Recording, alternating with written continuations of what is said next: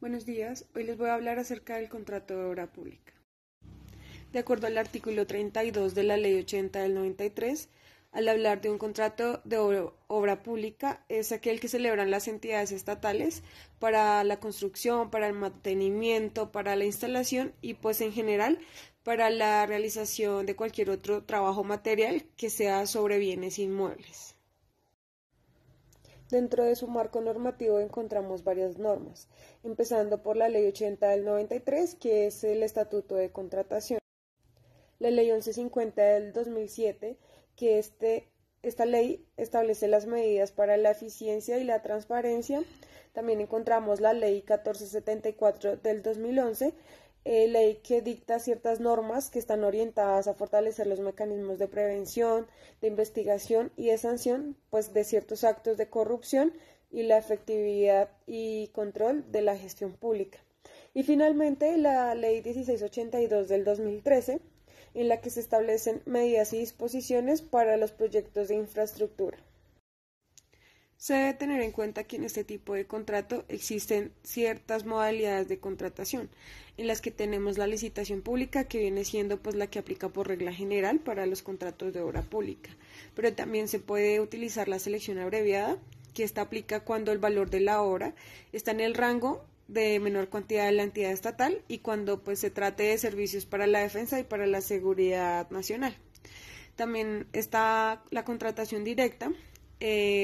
la cual solo aplica para este tipo de contratación cuando se trate de alguna urgencia manifiesta o de la contratación del sector defensa y de la seguridad nacional, pues que requiera de alguna reserva. Y finalmente también podemos optar por la mínima cuantía, que esta modalidad solamente se puede aplicar cuando el valor de la obra está en el rango de la mínima cuantía de la entidad contratante. Como en todo contrato, se debe llevar cierto debido proceso.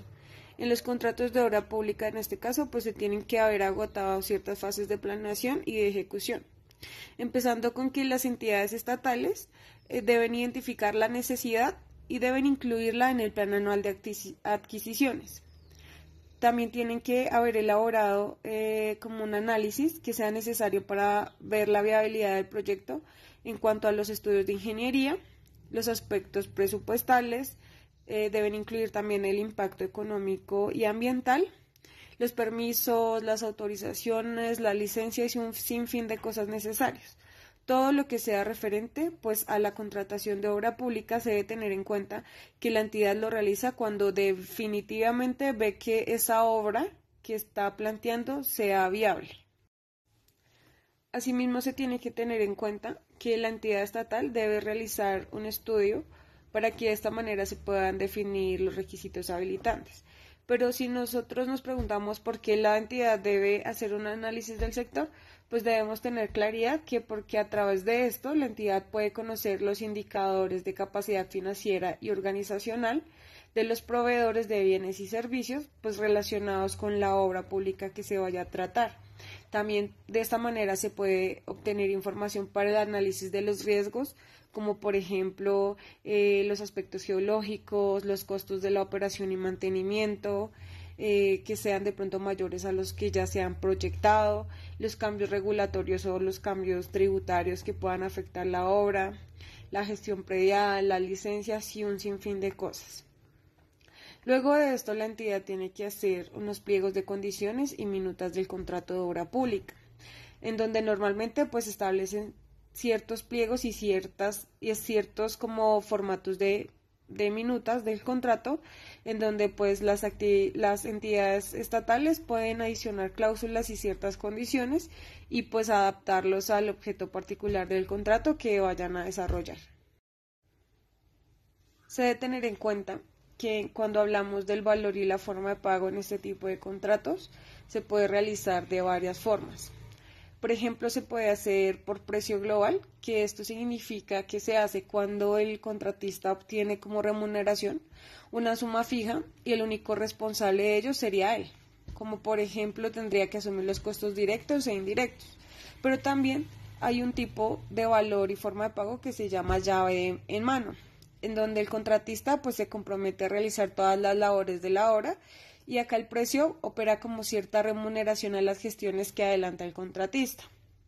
También encontramos los precios unitarios, que en esta modalidad pues las partes establecen el costo por unidad de cada uno de los conceptos que integra la obra a ejecutar, y con base a dicho valor las partes pues definen la estimación total de la obra. Otra se llama la administración delegada, en donde la entidad delega la ejecución de la obra al contratista en calidad de director técnico, y este tiene que ejecutarlo por su cuenta y a su riesgo. Solo que el administrador se encarga de ejecutar la obra y quien responde es la entidad.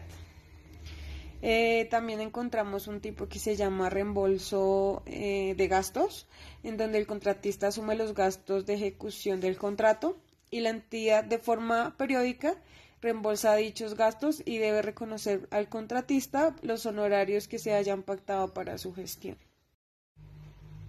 Un dato que me llamó la atención es que, de acuerdo al artículo 41 de la Ley 80 del 93,